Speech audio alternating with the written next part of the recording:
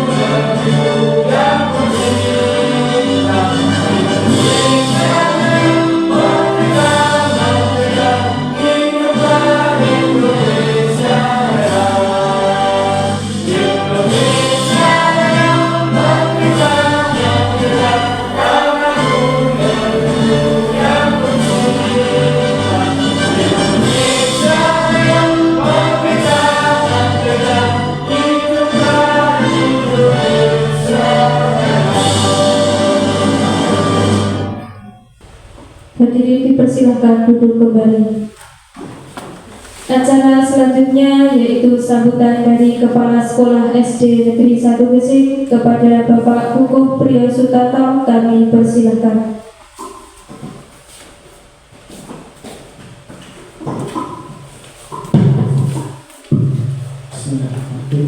Assalamualaikum warahmatullahi wabarakatuh. Yang saya hormati Bapak Ibu guru karyawan SDN 1 Gresik. Pertama-tama marilah kita senantiasa memanjatkan puja dan puji syukur kehadirat Tuhan yang Maha Kuasa yang telah memberikan rahmat, hidayah dan inayahnya sehingga sampai saat ini kita masih dalam keadaan sehat, tiada aral suatu apapun. Allahumma amin. Bapak Ibu guru yang saya hormati, pada hari ini kita melakukan kegiatan yang tujuannya tidak lain yaitu melakukan inovasi dalam dunia pendidikan terutama pada teman kita, yaitu calon guru penggerak beliau Ibu Warsini yang saat ini merupakan CGP Angkatan 10. Mari acara-acara yang sudah diagendakan oleh beliau kita selalu mendukung, selalu mensupport, karena itu merupakan program dari pemerintah. Dan tak lupa pula program yang sudah ada merupakan salah satu demi kemajuan dunia pendidikan, khususnya di SDN 1 Gesing dan pada umumnya di Indonesia. Semoga dalam acara siang hari ini tidak ada arah suatu apapun dan acaranya sesuai dengan apa yang dicita-citakan oleh Ibu Warsini. Dengan judul diseminasi budaya positif. Setelah adanya pencerahan atau belajar bersama ini sesuai dengan judul yang akan disampaikan, setidaknya kita lebih bersemangat, lebih memotivasi dalam memberikan suatu inovasi dunia pendidikan, terutama kepada anak-anak kita, sehingga dalam dunia pendidikan khususnya di SDN 1 Gesing tidak ketinggalan dan selalu ikut sesuai dengan perkembangan zaman. Saya selaku kepala sekolah mendukung penuh apa yang menjadi program pemerintah dan program dari Ibu Warsini. Yang penting ilmu yang kita sampaikan, yang disampaikan oleh Mbak Warsini nanti istilahnya masuk ke dalam ingatan kita masing-masing. Jadi tidak perlu tegang, yang penting serius tapi santai. Dan saya selaku kepala sekolah mendukung sepenuhnya demi berjalannya CGP yang ada di sekolah ini, dan kami mengharap pada teman-teman selalu mendukung. Dan alhamdulillah seandainya tahun depan ada lagi yang menjadi CGP, itu akan semakin baik bagi SD kita. Itu saja dari saya. Mohon maaf apabila banyak kata yang kurang berkenan di hati Bapak Ibu sekalian. Sekali lagi mohon maaf yang sebesar-besarnya. Billahi taufiq wal hidayah. Wassalamualaikum warahmatullahi wabarakatuh.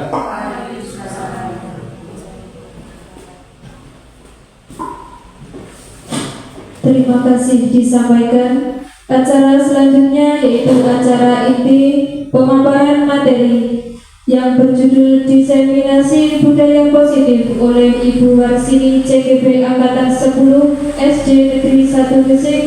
Kepadanya kami persilahkan. Terima kasih Bapak Ibu. Bismillahirrahmanirrahim. Assalamualaikum warahmatullahi wabarakatuh.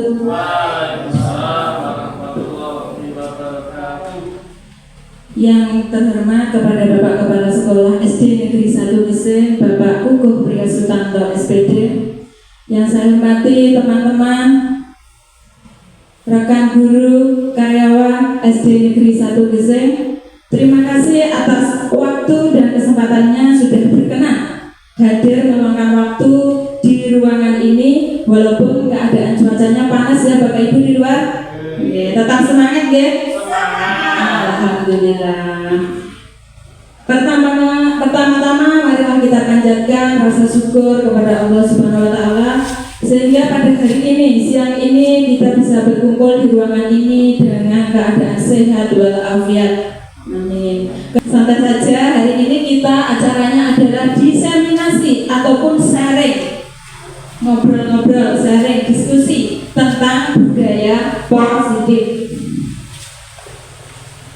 Sebelum acaranya dilanjutkan tentang materi budaya positif, Bapak Ibu, kita speaking sebentar ya.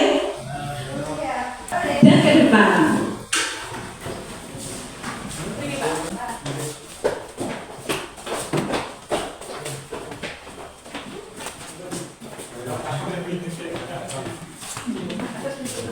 Mohon maaf, silakan tangannya diangkat satu yang sebelah kiri. Iya, sebelah kanan juga. Iya. Nanti kalau saya mengatakan nama Ella, nanti silakan menangkap tangan rekannya yang sebelah kiri. Yang kanan lebih kiri. Ya. Jadi nanti kalau saya mengatakan Ella, berarti langsung menangkap tangan temannya, jempolnya itu sebelah kanan. Mbak, siap Bapak Ibu?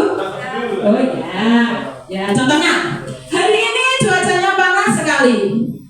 Anak-anak di luar bermain di halaman dengan gembira. Tiba-tiba si Ella datang. Ya, tangannya tangan kiri. Tangannya ditangkap tangan kiri.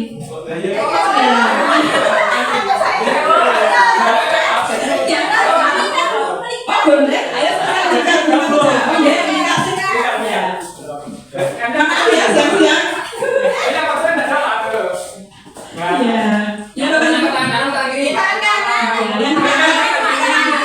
ini hanya melatih konsentrasi ya, sama seperti yang saya terapkan di kelas 1 ya, melatih konsentrasi ya.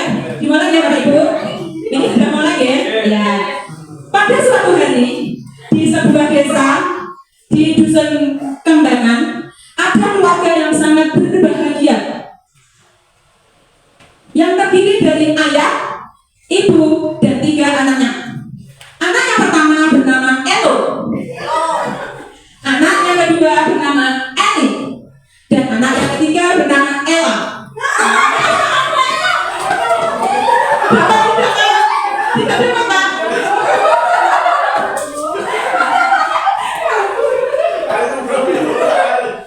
Tidak apa-apa ya. Ya.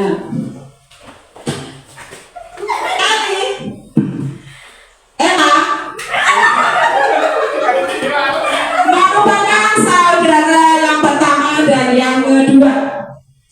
Eli setiap sore suka mengaji TPA, tetapi saudara yang lain agak susah, harus dibujuk dulu. Tapi untuk hari ini Ella begitu antusias. Kenapa Bu? Kenapa Bu? Oh, kenapa?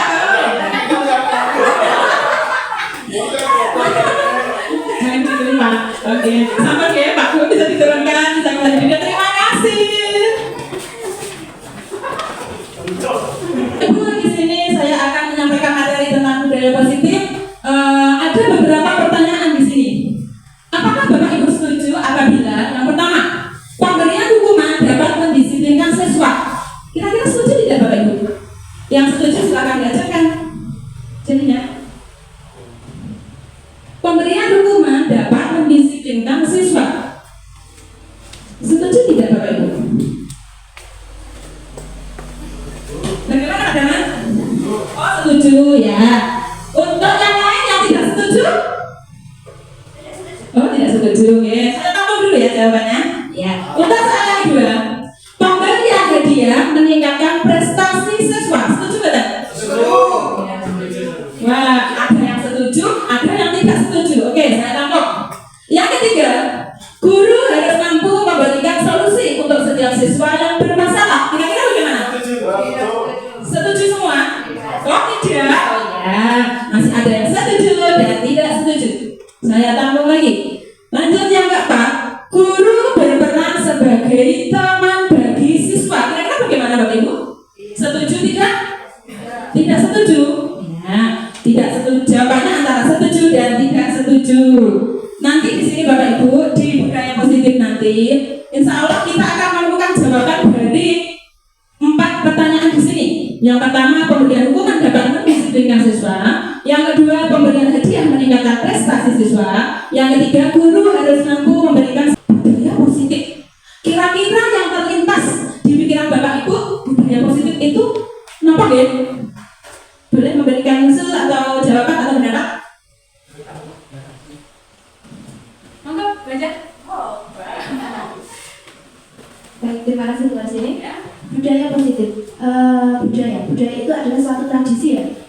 sudah terjadi di sekitar kita.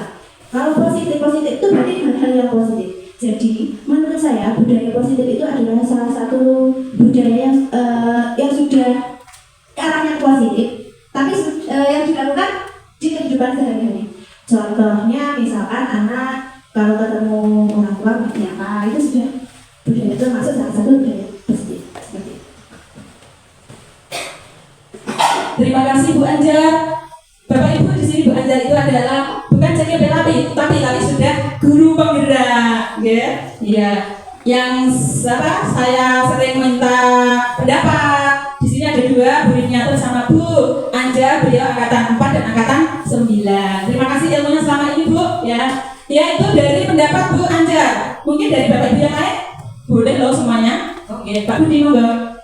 Ya, kalau menurut saya budaya positif adalah suatu kebiasaan yang menuju ke arah yang lebih baik.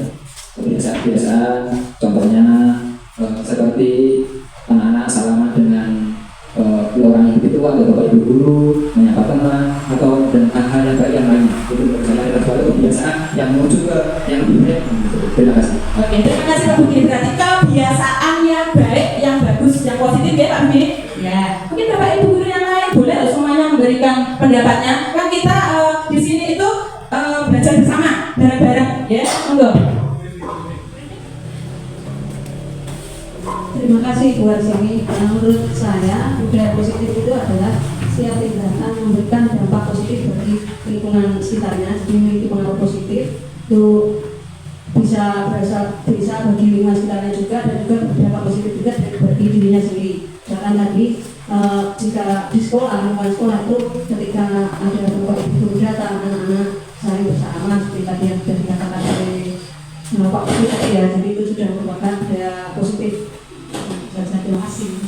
Terima kasih Bu Rifniatur. Luar biasa ternyata, ya. Lanjutkan untuk Pak Budi. Nah, terima kasih. Dari beberapa pendapat teman-teman, saya sangat setuju. Mengapa demikian? Kalau saya lihat semuanya kedepannya mempunyai nilai positif dari kebiasaan-kebiasaan yang ada, dan itu berpengaruh tidak hanya dirinya sendiri melainkan banyak orang, apalagi lembaga. Nah, itu merupakan budaya positif. Itu dari saya. Begitu. Terima kasih.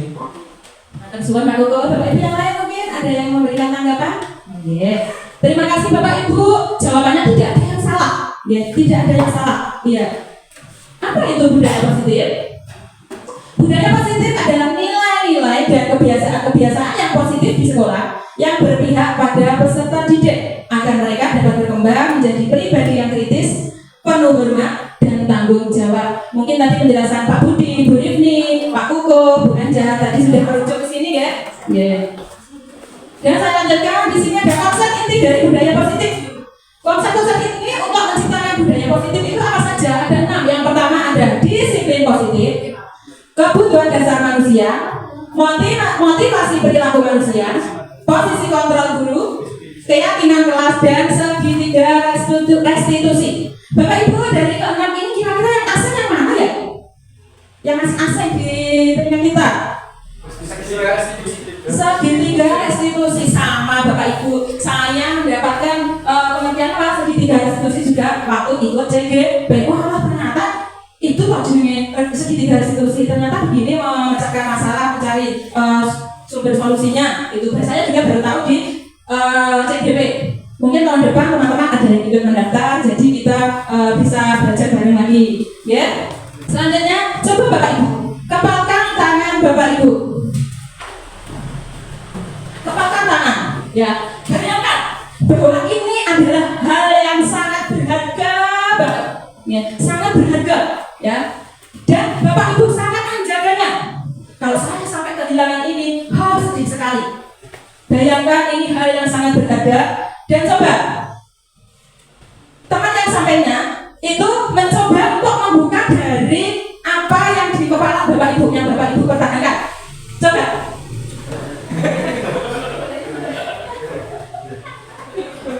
Ada mas yang memberi atau malah semakin kokoh.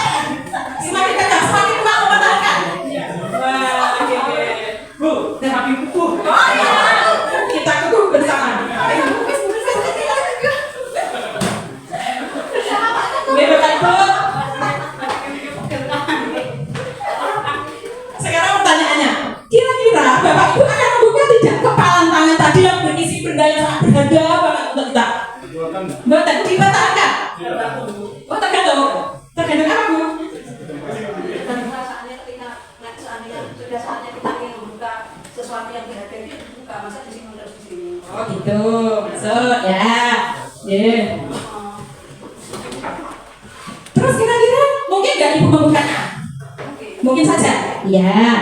Pas membuka dan tetap menggenggam itu, kira-kira itu keinginan dari ibu sendiri atau karena rayuan orang lain dari diri kita untuk mempertahankan, bisa juga dibuka karena rayuan atau dibujuk. Ya, dari ibu Vivi seperti itu. Itulah nanti yang akan kita bahas di kontrol diri.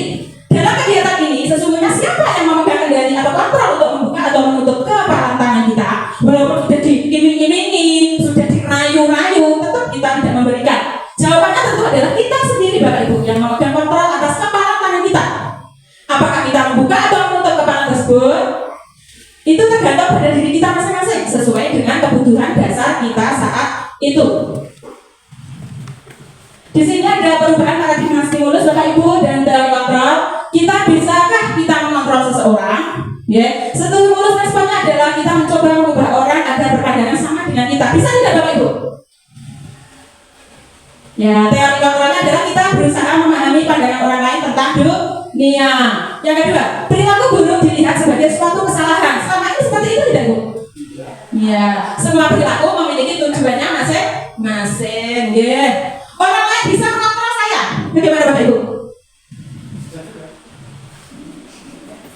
Dan kenyataannya hanya Anda yang bisa mengontrol diri Anda.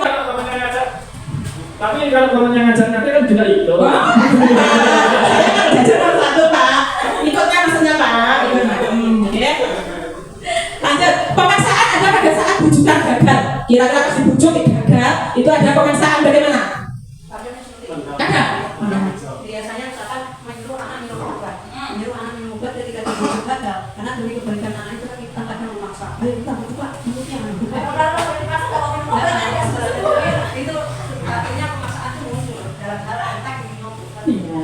Ya, dan kontrolnya adalah kolaborasi dan kesepakatan menciptakan pilihan-pilihan baru. Otomatis, ayo minum obat otomatis kan tidak ini Bu. Nah, tak hayu, kayak minum obat. Gua berminum obat jadi lo roti ini tuh pahit. Begitu kan Bu? Iya. Yang selanjutnya adalah model berpikir menang atau kalah. Model berpikirnya dari orang adalah menang dan menang. Pokoknya aku. Itu. Lanjut ya Bapak Ibu masih semangat nggak Bu? Bagaimana seseorang bisa berubah dari paradigma stimulus respon pada pendekatan teori kontrol menurut Stephen R. Covey? Bila kita ingin membuat kemajuan perlahan, sedikit-sedikit ubahlah sikap atau perilaku Anda. Namun, bila kita ingin memperbaiki cara-cara utama kita, maka kita perlu mengubah kerangka dari acuan kita. Ubahlah bagaimana Anda melihat dunia, bagaimana Anda berpikir tentang dunia. Ubahlah paradigma Anda, skema pemahaman dan penjelasan aspek-aspek tertentu tentang realitas. Ini sama dengan stimulus respon yang pertama tadi ya Bapak Ibu. Realitas kebutuhan kita sama, tapi dari kontrolnya realitas kebutuhan kita itu berbeda. Antara saya dengan Bu Nisma juga berbeda ya Bu. Walaupun sama-sama kita setiap hari membutuhkan kebutuhan pokok. Yang kedua, semua orang melihat hal ini sama. Begitu kan Bapak Ibu? Setiap orang memiliki gambaran yang berbeda. Lanjut, kita mencoba mengubah orang agar berpandangan sama dengan kita. Bisa nggak Bapak Ibu?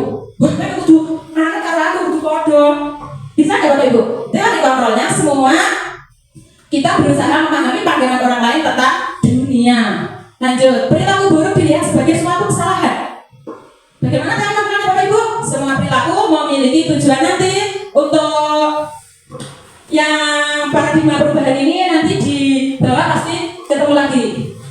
Lanjut, ini disiplin positif. Disiplin positif adalah merupakan salah satu cara penerapan disiplin yang bertujuan untuk menumbuhkan kesadaran serta memberdayakan anak untuk melakukan sesuatu tanpa sogokan, tanpa ancaman maupun tanpa hukuman. Jadi tidak diiming-imingi. Mereka tak kongkon yang bilang mau tak upahi, betul ya? Itu disiplin positif. Dilanjut ya Bapak Ibu. Untuk budaya positif yang konsep yang kedua adalah nilai-nilai kebajikan. Yang pertama, disiplin sebagai bentuk kontrol diri, yaitu belajar untuk kontrol diri agar dapat mencapai suatu tujuan mulia. Tujuan mulia di sini mengacu pada nilai-nilai tersebut sebagai nilai kebajikan yang universal atau umum. Nilai kebajikan yang ingin dicapai oleh setiap anak Indonesia yang kita kenal dengan profil pelajar Pancasila. Nilai-nilai kebajikan yang ada di profil pelajar Pancasila yang pertama adalah beriman, bertakwa kepada Tuhan Yang Maha Esa dan berakhlak mulia. Yang seperti kita nyanyikan itu Bu, lagu profil pelajar Pancasila. Yang kedua adalah mandiri, bernalar kritis, kreatif, bergotong royong, berkebinekaan global. Saya lanjutkan motivasi perilaku manusia. Nah, ini Bapak Ibu, motivasi perilaku. Ya, kira-kira apa Bapak Ibu? Dari 3 yang saya pakai di bawah itu yang menurut Bapak Ibu yang sekarang yang Bapak Ibu rasakan, itu kira-kira yang nomor 1, 2, atau 3? Prinsip ya. Yang tertawa 1 kali, ha. Tertawa 1 kali, ha. Tertawa 2 kali, ha. Tertawa 3 kali, ha. Tertawa tanpa suara. Ternyata ada ininya. Ya, ini Bapak Ibu motivasi perilaku manusia itu ada 2 faktor. Faktor ekstrinsik. Faktor ekstrinsik itu faktor yang dari luar ya Bapak Ibu. Terus faktor intrinsik, faktor yang ada dari diri kita. Faktor ekstrinsik adalah untuk menghindari ketidaknyamanan atau hukuman. Yang kedua, untuk mendapatkan imbalan atau penghargaan dari orang lain. Yang faktor intrinsik untuk menjadi orang yang mereka inginkan dan menghargai diri sendiri dengan nilai-nilai yang mereka percaya. Ya, mohon maaf kalau untuk kita lihat di peserta didik kita itu biasanya faktor yang mana Bapak Ibu? Oh, ya, ekstrinsik ya Pak, untuk menghindari ketidaknyamanan hukuman. Soalnya, kenapa? Aku pun orang BPR, aku tidak jejer. Aku pun ingin kau rata kerjakan secara tuntas nanti ditegur, dihukum, ya. Terus untuk mendapatkan imbalan atau penghargaan atau reward, ya mau melakukan tapi diberi reward atau imbalan atau penghargaan, ya. Penghargaan itu sebenarnya tidak hanya berupa materi, ya. Bisa dengan ucapan, pujian, wah hebat, ternyata kamu bisa ya membaca, wah hebat, ternyata kamu bisa ya menyelesaikan penjumlahan itu. Terus faktor intrinsik adalah untuk menjadi orang yang mereka inginkan dan menghargai diri sendiri dengan nilai-nilai yang mereka percaya. Faktor yang ada di diri masing-masing. Ya, masih semangat Bapak Ibu? Iya Pak, Bu, soalnya Pak cuaca di luar itu sangat panas sekali. Ya, katanya dingin. Apalagi yang dari pagi sudah. Dan di anak-anak kita itu masih berpegang teguh pada faktor ekstrinsik nomor 1 dan nomor 2 ya. Sekarang saya lanjutkan ke apa bedanya hukuman, konsekuensi, penghargaan, dan restitusi. Wah, kemarin ada kata restitusi di Bapak Ibu. Ya, hukuman itu apa loh? Konsekuensi itu apa loh? Penghargaan dan restitusi. Maaf, sering dipotong. Konsekuensi ya. Coba Bapak Ibu ada tulisan di sana. Itu kira-kira masuk konsekuensi atau hukuman? Boleh diberikan pendapatnya?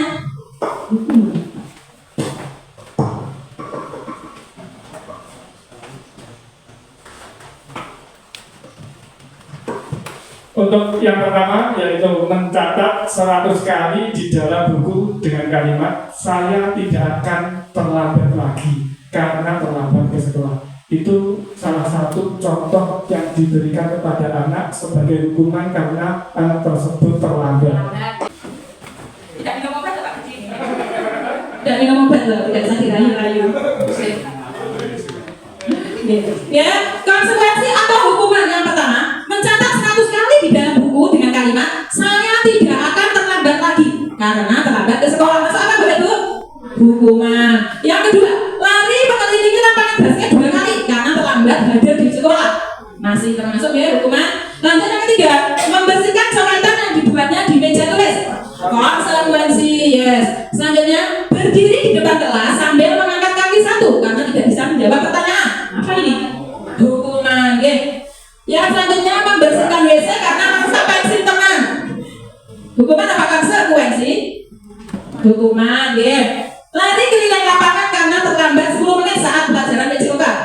Ya, konsekuensi. Saya lanjutkan lagi. Di depan itu ada tindakan guru. Tindakan itu termasuk hukuman atau konsekuensi Bapak Ibu? Yang pertama, membersihkan coretan yang dibuatnya di meja tulis. Konsekuensi. Murid diminta untuk push up 15 kali karena tidak menggunakan masker sekolah. Hukuman. Menggantikan kertas tugas teman yang telah dicoret-coret. Konsekuensi. Berjemur di lapangan basket pukul 12 siang hukuman. Murid diminta bertelanjang kaki sepanjang hari karena tidak menggunakan sepatu warna hitam sesuai peraturan sekolah. Hukuman, ya. Berdiri di depan kelas sambil mengangkat kaki satu karena tidak bisa menjawab pertanyaan. Sama tadi ya. Membersihkan tumpahan air di meja tulis karena tersenggol pada saat belajar.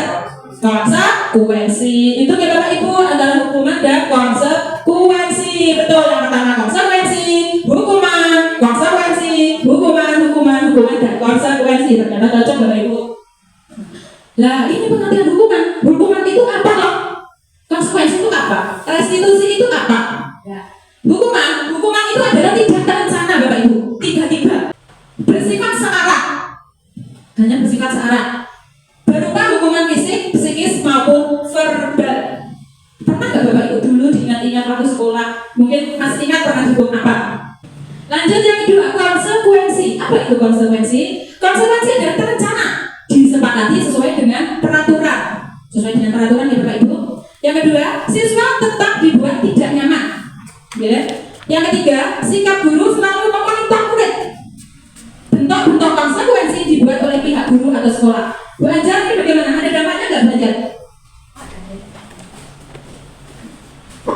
Konsekuensi ini tentunya ada dampaknya untuk siswa, tapi dengan hukuman tadi tidak terlalu lama karena kadang konsekuensi ini hanya menimbulkan anak itu takut karena ada konsekuensinya seperti ini, jadi tidak timbul kesadaran sendiri dari anak untuk berperilaku positif.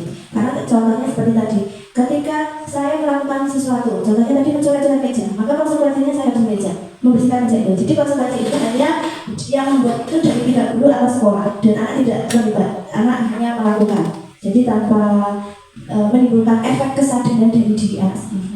Terima kasih Bu Anjar. Berarti dalam jangka pendek ya antara hukuman dan konsekuensinya itu ya bisa nanti suatu saat bisa. Betul, restitusi. Oke, restitusi. Proses menciptakan kondisi bagi siswa untuk memperbaiki kesalahan. Jadi di sini ada proses untuk menciptakan kondisi bagi siswa untuk memperbaiki kesalahan. Anak itu tahu, oh iya ini salah. Terus dijak ngobrol, dijak diskusi, dijak cari mana apa solusi dari masalahnya tersebut. Tuh. Terus proses kolaboratif yang mengajarkan murid untuk mencari solusi dari permasalahannya. Yaitu Bapak Ibu ya, itu restitusi. Berarti kita sama anak itu melakukan diskusi, mencari solusi. Oh iya, kalau kelas 1 mang jajan kalau beli pas guru menerangkan nulis di depan, itu pernah bilang seperti itu. Ya, jadi saya ajak diskusi. Kenapa kok kamu melakukan itu? Alasannya apa?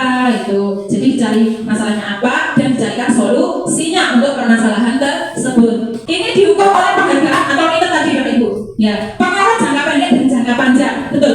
Untuk jangka pendek dan jangka panjang, anak itu ya melakukan lagi dan lagi kalau ada hukuman dan konsekuensinya. Maka kenapa ngaruh ada apa enggak? Penghargaan. Kira-kira Bapak Ibu terus-terusan memberikan reward itu gimana? Saya rasa itu kurang efektif. Karena apa? Kalau kita memberikan reward atau hadiah ke anak, anak itu mau melakukan hal yang positif, hal yang baik itu hanya karena mengharap hadiah. Benar. Jadi ketika anak tidak mendapatkan hadiah, kita tidak memberikan ini hadiah, anak tidak akan mau melakukan hadiah. Terima kasih Bu Anjas pendapat. Yang kedua, penghargaan tidak efektif. Kira-kira efektif tidak Bu?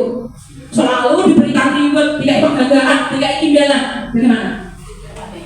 Tidak ya, ini ya. Ya, selanjutnya kalau kita ingin anak-anak belajar itu jangan hanya memberikan penghargaan terus. Nah itu tadi sudah dikatakan Abu Anda, jangan ada penghargaan. Itu anak cuma sifatnya menunggu penghargaan saja ketika dia melakukan usaha. Tapi tidak jika usaha yang dilakukan itu karena lahir dari faktor dirinya sendiri, dari motivasi dirinya sendiri untuk berprestasi, untuk melakukan perbuatan yang baik. Nah, itu akan bersifat lebih jangka panjang terus lebih menyasar. Jadi jangan memberikan. Ya Bu, terima kasih Bu Rini. Lanjut yang ketiga, penghargaan perusak hubungan. Kira-kira bagaimana Bapak Ibu? Saya juara siji loh, kalau kayak hadiah. Ya. Nanti kabarnya cicip ya, itu betul. Ya, punya Bapak Ibu sependapat ya. Ya. Lanjut, penghargaan mengurangi ketepatan. Sama yang tadi, penghargaan mengurangi kualitas. Jadi ya orang ambil deh, kok enak. Orang ambil ya enggak, aku yang ngomong. Begitu dia Bapak Ibu. Ya. Lanjut, penghargaan mematikan kreativitas. Bagaimana Pak Ugo ini Pak? Penghargaan mematikan kreativitas. Saya setuju dengan rekan-rekan sebelumnya, karena kalau kita selalu menunggu adanya penghargaan, daya pikir anak itu kurang. Karena anak itu hanya dengan adanya penghargaan secara terus-menerus, kreativitas anak itu akan mati. dan juga yang lainnya tidak bersemangat. Paling aku sinau yang apa yang itu dia aku kai baik seperti itu. Terima kasih. Terima kasih Pak Koko. Ya, selanjutnya adalah penghargaan menghukum dan penghargaan motivasi dari dalam diri atau intrinsik. Ini sangat setuju saya kalau motivasi itu dari dalam diri. Mesti awet, mesti aja. Ya aku kena sinau ini aku kurang enggak, aku butuh sinau ini. Itu timbul dari dorongan kita sendiri, dari kita sendiri. Lanjut ya Bapak Ibu. Kita masuk ke keyakinan kelas. Keyakinan kelas. Apa itu keyakinan? Apa bedanya dengan peraturan? Nah ini, mengapa keyakinan kelas dan mengapa kok bukan peraturan kelas? Ini. Ada yang bisa memberikan pendapat? Boleh? Keyakinan kelas itu cenderung lebih bersifat itu tidak ada unsur penekanan pemaksaan, jadi lebih bersifat mengambil tinggi kesadaran dari anak. Sedangkan kalau untuk peraturan itu ada penekanannya, ada cenderung seperti pressure, ada tekanan gitu. Jadi saya kira kalau untuk sekarang itu lebih enakan keyakinan kelas daripada peraturan kelas. Itu anak diajak, kalau keyakinan kelas itu anak diajak menentukan apa yang menjadi keyakinan kelas kita. Jadi konsekuensinya anak harus menaati apa yang sudah menjadi keyakinan kelasnya. Sedangkan kalau peraturan itu ada unsur penekanan, kita bisa cenderung memonopoli bagi guru. Nah, kamu tidak boleh buat coretan kelas, harus ini kontennya itu. Terus biasanya bahasanya kalau keyakinan kelas itu lebih soft, tadi lebih ada unsur-unsur kasih sayang itu. Nah, tidak ada dilarang, nah seperti itu. Kalau sekarang dalam peraturan kelas itu anak harus ada peraturan itu. Jadi saya kira untuk anak kita itu punya menggunakan keyakinan kelas. Terima kasih Bu Rifni atas pemaparan keyakinan dan peraturan kelas. Ternyata kalau peraturan itu harus ada penekanan dan searah, searah sih membuat gurunya anak-anak suruh melaksanakan. Kalau peraturan, kalau keyakinan bareng-bareng begitu ya Bu Rifni. Coba kita cek. Contohnya, mengapa kita memiliki peraturan tentang penggunaan helm pada saat mengendarai kendaraan roda 2 atau motor? Kenapa Bapak Ibu? Itu mengapa kita memiliki peraturan tentang penggunaan helm pada saat mengendarai kendaraan roda 2 atau motor. Itu kalau muncul dari dirinya sendiri kesadaran seperti itu, kita akan melindungi diri kita di dalam suatu perjalanan. Kalau kita terjadi sesuatu yang tidak kita inginkan di jalan, itu helm itu akan memberi rasa aman kepada kita, terutama hal yang fatal yaitu kepala kita. Itu kalau dari saya seperti itu. Terima kasih. Terus Pak Koko, berarti di sini ada keyakinan ya Pak Koko, ada keyakinan memakai helm itu akan menjaga keselamatan. Mengapa kita memiliki peraturan tentang menggunakan masker dan mencuci tangan setiap saat? Karena juga mengapa kita memiliki peraturan tentang penggunaan masker dan mencuci tangan setiap saat. Kayak kita sebelumnya sedang menghadapi virus corona itu ya, kita diwajibkan untuk menggunakan masker dan mencuci tangan setiap saat untuk keselamatan kita juga. Supaya terhindar dari virus-virus yang mungkin bisa mematikan itu ya Bu, karena banyak sekali virus-virus yang berkeliaran dan menyeramkan. Terima kasih Bu Isma. Betul, berarti di sini ada keyakinan kita. Kalau aku kurang nganggo masker, aku kurang cuci tangan bersalaman karo uang, ini waktu kita COVID ya, itu aku ketularan. Berarti ada keyakinannya dari kita sendiri. Itu, gue bagi orang salaman, bersalaman orang cuci tangan, karena itu bisa ketularan cuci tangan. Itu ada keyakinan kita kalau itu akan ketularan. Jadi lagi corona atau COVID, oke ya. Lanjut Pak Bu. Yang pertama, keyakinan itu harus dibuat berdasarkan kesepakatan antara guru dan siswa, yang bersifat universal. Di sini di kelas 1 saya membuat bersama anak-anak kelas 1, walaupun kalau biasanya kalau keyakinan kan berdasarkan itu berini ya, tapi ini karena masih kelas 1 ya saya diskusi bareng-bareng. Dan di sini ada 5 keyakinan kelas di kelas 1, yaitu yang pertama hadir di sekolah tepat waktu, yang kedua bertindak jujur, yang ketiga makan saat istirahat, yang keempat menjaga kebersihan kelas, dan 5 saling peduli, mandiri dan menghargai. Betul kata Bu Yuni, betul kata Bu Anjar dan Pak Koko, kalau di sini keyakinan kelas itu tidak menggunakan kata-kata yang negatif atau larangan ya. Yang digunakan adalah kata-kata positif yang simple, yang sederhana, yang anak itu bisa selalu mengingat ya sewaktu-waktu, terus dipasang di tembok. Yang kedua, peraturan biasanya dibuat oleh guru bersifat satu arah. Ini bedanya keyakinan dan peraturan. Kalau peraturan yang membuat adalah guru. Contoh, aturan di sekolah memakai seragam, ini masuk peraturan ya Bu? Gitu. Lanjut. Nah, bagaimana prosedur pembentukan keyakinan sekolah atau keyakinan kelas? Yang pertama adalah mempersilahkan warga sekolah atau siswa untuk mencurahkan ide tentang peraturan yang akan disesuaikan.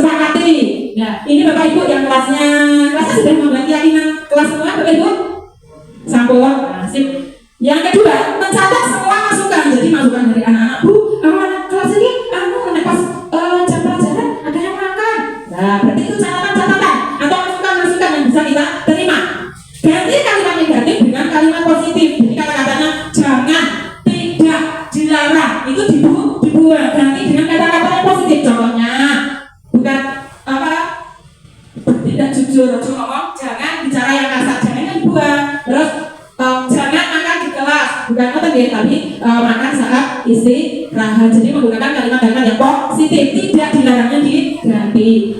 Ada yang seperti itu di keyakinan kelas ya Bapak Ibu? Ya, oke. Lanjut. Tinjau kembali curahan pendapat yang terkumpul dan susun menjadi keyakinan kelas atau keyakinan sekolah. Jadi semuanya usulan-usulan tadi dikumpulkan, ditinjau, kira-kira ini tuh sendi ya yang bisa diterapkan di kelas kita. Terus tinjau ulang keyakinan kelas yang sudah tersusun itu 3 atau 7 keyakinan. Jadi jangan ngomong-ngomong, jangan banyak-banyak. Oke, menggulungkan jangan banyak-banyak. Oh, hadir tepat waktu itu maksudnya ya. Iya, betul, oke. Terus meninjau dan menyetujui dengan menandatanganinya. Jadi anak-anak itu ya menyetujui. Tadi kesepakatan sudah dibuat, disetujui kita guru dan anak. Lalu anak-anak itu tanda tangan. Ada. Kecil-kecil Bu, anak-anak kalau namanya, nah tanda tangan Nak. Kan belum bisa Bu, belum bisa gitu. Adanya yang nama, inisial, B. Lanjut yang ke-7, keyakinan kelas ditempel di dinding kelas, seharusnya ditempel di dinding kelas. Oh, kalau bisa ya dikasih apik, jadi anak-anak itu bisa selalu melihat. Oh iya, anak-anak anak musik koncone, terus aku sampai sabar itu keyakinan dulu ya. Nah, punya keyakinan kelas gitu. Lanjut ya Pak Bu. Ini dokumen di kelas 1 kemarin tentang keyakinan kelas. Lanjut kita ke posisi 5, posisi kontrol guru. 5 posisi. Yang pertama adalah penghukum, pembuat rasa bersalah, teman, pemantau, dan manajer.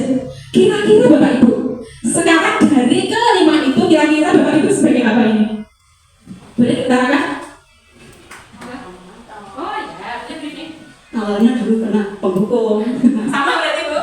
Terus membuat rasa bersalah. Terus akhir-akhir ini karena sudah tahu, jadi mulai berubah menjadi pemantau dan akhirnya insya Allah di manajer. Ada yang lain yang menambahkan? Boleh? Bukannya Pak Hukum bukan Pak? Yaitu nama kita sebagai penghukum, pembuat rasa bersalah, teman, pemantau, manajer. Kalau kita sebagai penghukum tadi, yang pertama tadi ada dampaknya ya Bu ya. Dampaknya itu sangat lengkap. Saya itu SD dan sekalian kalau saya ini sekali, soalnya ganteng, sekalian masih melekat. Gitu. Wah, muridnya itu baik hati, lembut, penyayang Pak. Sabar. Sebentar. Ayo mati bareng-bareng ya Bapak Ibu.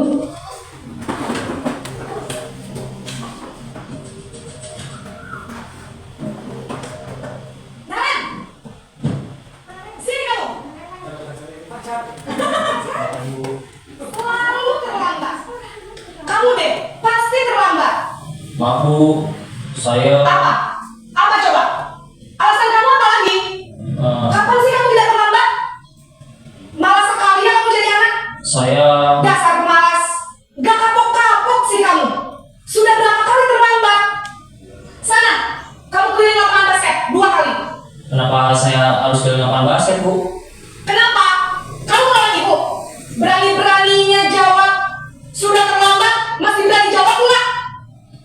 Sekarang, keliling lapangan basket 5 kali sekalian. Biar kapok. Cepat, pergi sana ke lapangan basket. Itu posisi penghukum ya Bapak Ibu. Di anak itu rasanya bagaimana Bu? Takut ya, trauma, sakit hati, betul Bu Isma. Nih Bu, saya lanjutkan lagi. Tenang Bu Rifni, masih banyak kita menonton.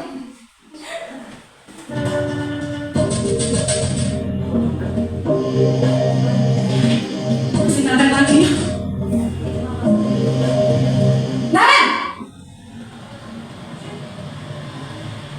Selamat pagi Bu. Naren! Kamu kenapa terlambat lagi, Nak? Ya Tuhan, Naren. Kamu senang ya bikin ibu susah ya? Kalau kamu terlambat lagi, nanti ibu yang ditegur bapak kepala sekolah, Nak. Disangka ibu tidak bisa membina kamu. Duh, gimana ini? Maaf Bu, Duh, Gusti Naren. Kamu suka ya kalau ibu ditegur bapak kepala sekolah? Terus, sekarang ibu harus tulis apa yang di buku absen? Ini kamu sudah sering terlambat loh. Ibu harus apa coba? maaf Bu, maaf sekali. Ya sudah, lain kali jangan bikin ibu susah lagi anak ya. Ibu tidak akan kuat lagi kalau kamu gini terus. Bisa jantungan kalau ibu ditegur bapak kepala sekolah. Sana cepat ke kelas. Maaf ya Bu, maaf sekali. Ya, Bapak Ibu, ini posisi pembuat merasa bersalah. Ya, bagaimana anak itu Bapak Ibu? Merasa bersalah ya karena telat. Ya. Terus gurunya bagaimana kata-katanya? Apa lembut? Kalau tadi kan agak keras. Kalau yang pembuat rasa bersalah bagaimana? Agak lembut. Oh ya. Lanjut Bu Isma, tenang saja, kita masih nonton dulu.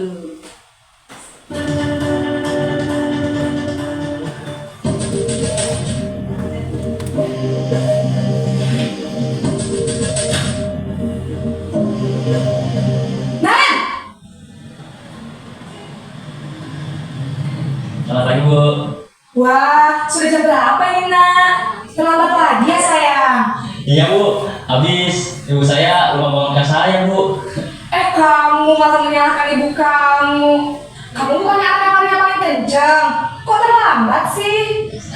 Iya Bu, saya memang terlambat bangun tadi. Jadi biarpun saya lincah, tetap gak kekejar Bu. Ya sudah sana, nanti lain kali larinya lebih kencang lagi ya. Biar gak terlambat lagi. Bikin seneng ibu, demi ibu. Bisa kan? Bisa lah Bu. Ya sudah sana masuk kelas. Ibu beresin urusan absen kamu. Kamu ini ada-ada saja.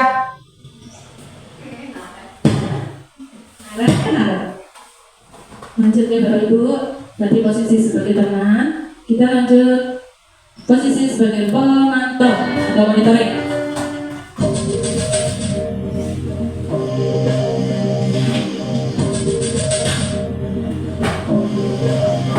Naren!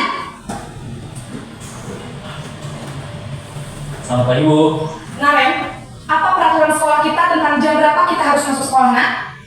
Kita harus di sekolah jam 7 Bu. Iya betul, sekarang sudah jam 7.20. Naren sudah tahu konsekuensinya jika terlambat hadir? Paham Bu, saya harus tinggal kelas pas jam istirahat selama 20 menit. Iya benar, konsekuensinya demikian. Jadi nanti jam 9.30 pas istirahat, kamu harus tinggal di kelas, kerjakan tugas tambahan untuk ketertinggalan kamu, ya? Baik Bu. Ini posisi guru, posisi kontrol sebagai pemantau atau monitor.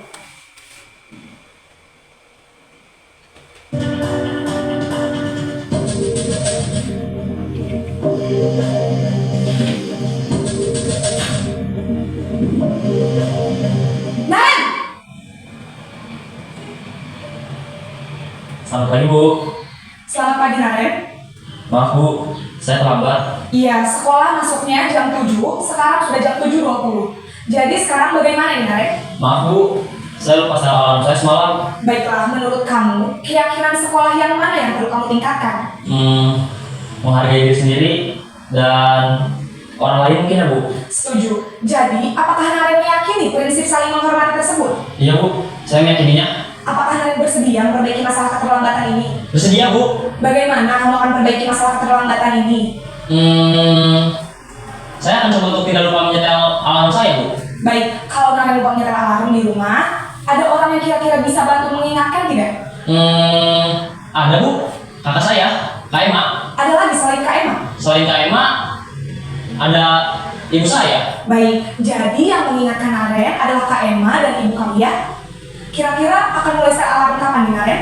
Setelah pulang sekolah, akan segera saya lakukan. Baik, jadi Naren akan setel alarm untuk bangun besok pagi dan akan diingatkan oleh kakak dan ibunda Naren ya.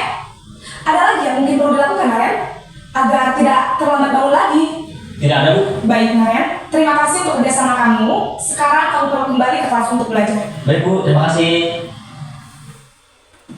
Demikian Bapak Ibu, 5 Bu. Kira-kira dari kelima itu yang dipilih Bapak Ibu yang mana deh?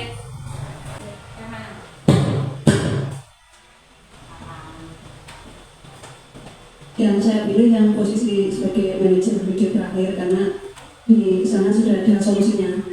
Meskipun guru itu tidak membuat solusi, tapi dia membantu mengarahkan siswa untuk menemukan solusinya secara mandiri. Dan itu berdasarkan kesadaran dari siswa sendiri. Di sana ada usaha siswa untuk memperbaiki dirinya sendiri. Gimana posisi kontrol guru? Yang pertama adalah pembuat rasa bersalah, teman, pemantau, dan manajer. Yang pertama penghukum. Seorang penghukum bisa menggunakan hukuman fisik maupun verbal. Contohnya tadi keliling lapangan, musik fisik, ya. Terus verbal. Dengan ini tadi dengan suara nada yang sangat tinggi tadi ya, Bapak Ibu. Nah, dasar jadi pendendam, sekalinya naik ya. Apalagi Bapak Ibu dampaknya selain pendendam?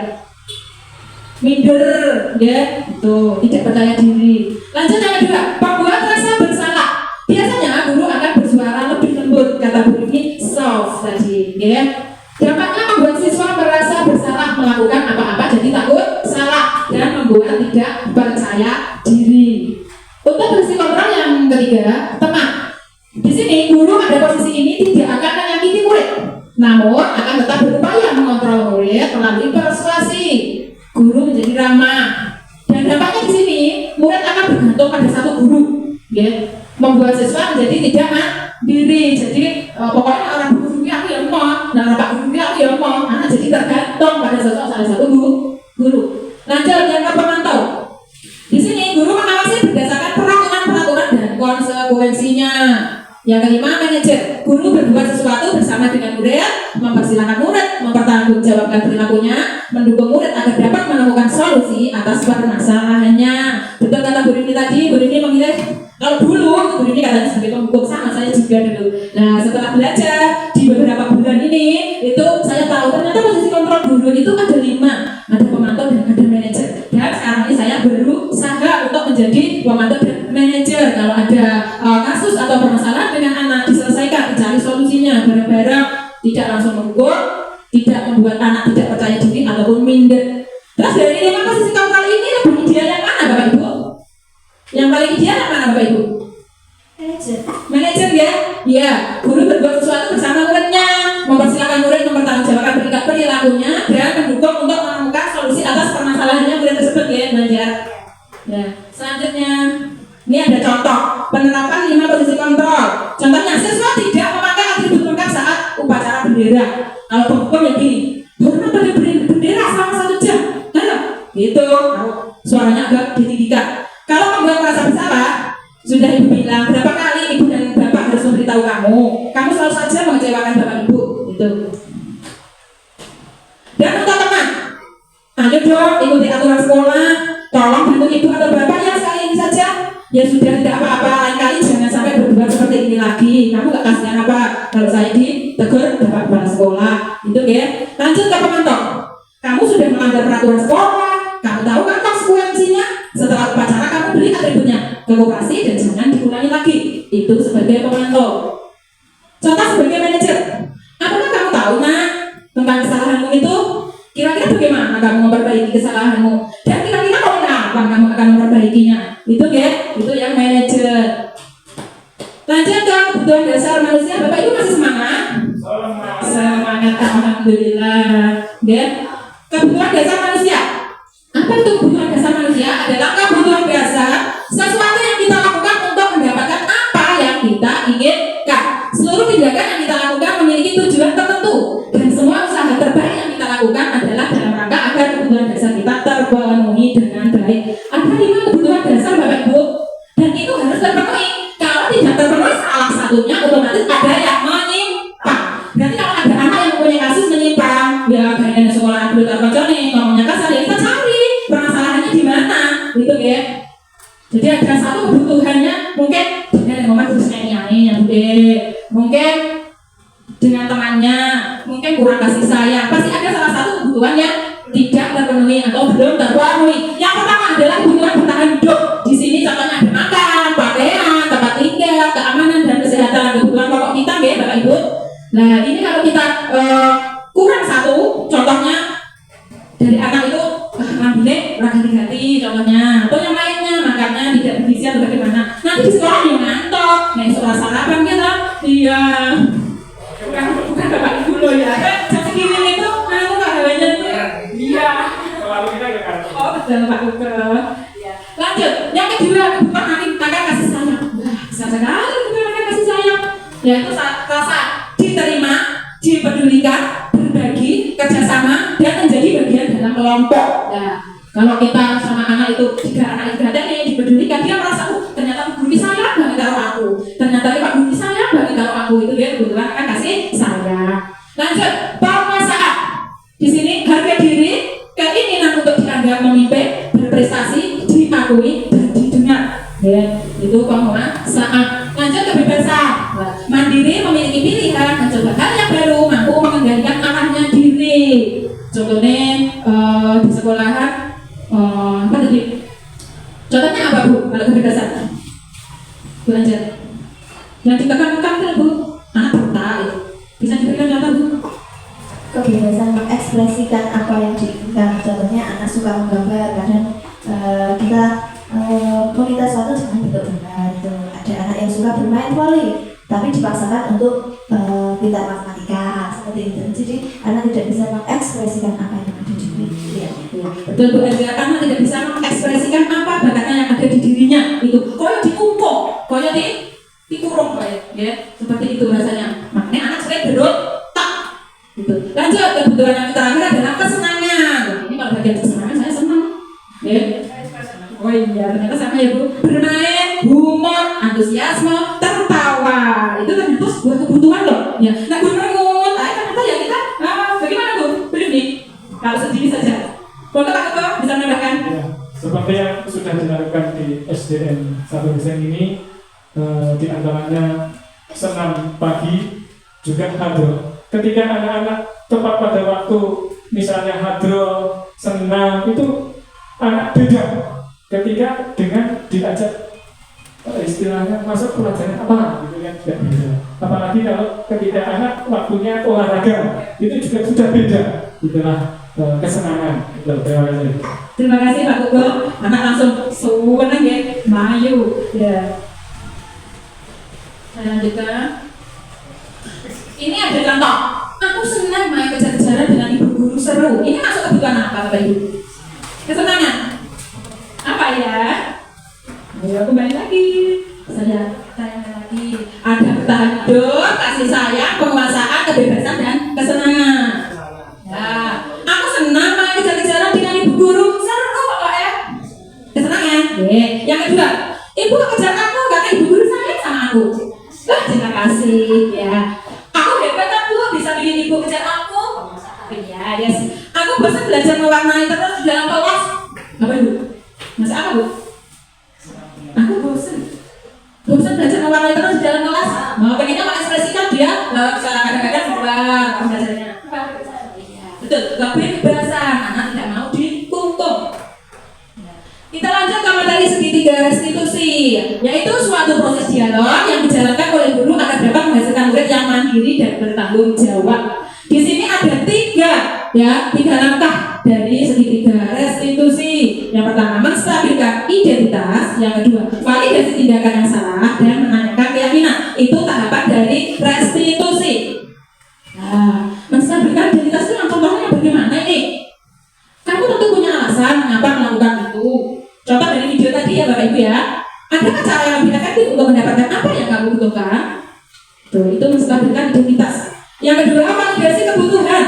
Setiap orang pasti pernah melakukan kesalahan dan kamu bukan satu-satunya yang pernah melakukan ini. Contohnya, ada anak yang akan sambil belajar, Bu Guru juga sama, lapar, tapi kan ada waktunya, ada tempatnya.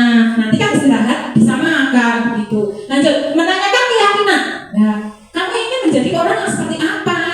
Nilai-nilai apa yang telah kita sepakati di kelas? Saya kembalikan lagi. Nah, kita mempunyai kesepakatan kelas apa coba? Ya. Nanti anak kembali, oh iya ternyata makan saat istirahat Bu. Nah terus kapan kamu mau mulainya? Memulai untuk merubahnya? Besok Bu, saya tidak makan lagi di kelas. Tuh, begitu ya Bapak Ibu. Lanjut. Nah, ini sebenarnya video. Sekarang bosan ya? Sekarang.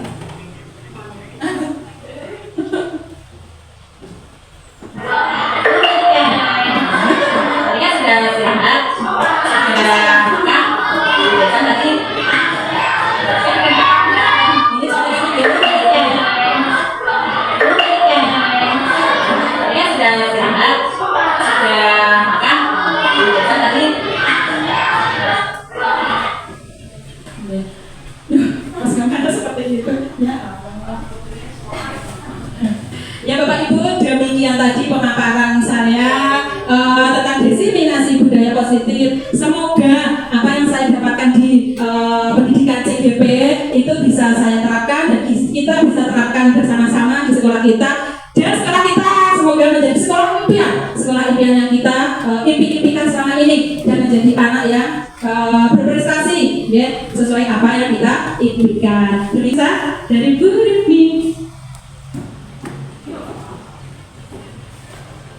Ya, terima kasih atas waktunya Bu Ardi. Dari kegiatan kita hari ini sebenarnya apa? Kegiatan hari ini intinya diseminasi tentang budaya positif yang tentunya akan sangat berguna sekali bagi kita sebagai seorang guru. Bagaimana memperlakukan siswa itu dengan baik, bagaimana memperlakukan siswa itu dengan manusiawi, dan intinya membuat nyaman siswa itu tinggal di sekolah kita. Tapi dengan adanya segitiga restitusi itu menjadi pembelajaran bagi kita bahwasanya setiap kesalahan itu tidak harus dipunishment dengan hukuman yang berat, tetapi kita harus bisa mendorong siswa itu untuk menyadari kesalahannya, belajar dari kesalahannya dan bisa memperbaiki diri. Nah itu diseminasi budaya positif hari ini sangat berguna sekali bagi kita sebagai guru, terutama bagaimana melakukan anak didik kita dengan baik. Itu saja. Terima kasih, luar biasa sekali. Semoga Bu Arsini tetap semangat menunjukkan CGP ini dan bisa lulus dengan yang baik. Terima kasih. Mungkin Pak Kuto menambahkan atau Bu Anjar atau Bapak Ibu guru yang lain. Terima kasih untuk yang kesekian kalinya. Dengan adanya diseminasi budaya positif dari Ibu Arsini, kedepannya kita bisa merubah bagaimana cara mendidik anak supaya anak tidak menjadi pendendam atau menjadi kreatifnya dimatikan dan lain sebagainya. Dengan adanya paparan dari Bu Arsini nanti ke depannya perubahan yang terjadi di dalam sekolah kita itu menjadi lebih baik, lebih maju tanpa ketinggalan perkembangan yang ada. Itu saja dari saya, terima kasih. Terima kasih Bapak Kuko, terima kasih Bapak Ibu guru semuanya sudah meluangkan waktu hadir di siang ini. Terima kasih Bapak Ibu semuanya sudah meluangkan waktu hadir di siang ini. Semoga apa yang saya dapatkan di pembelajaran CGP di angkatan 10 ini bisa saya terapkan di sekolah impian kita ini, dan kita bisa berkolaborasi bersama-sama mewujudkan apa yang kita impikan dan cita-citakan semua. Terima kasih atas dukungannya Bapak Ibu semua. Mohon maaf apabila banyak kekurangan.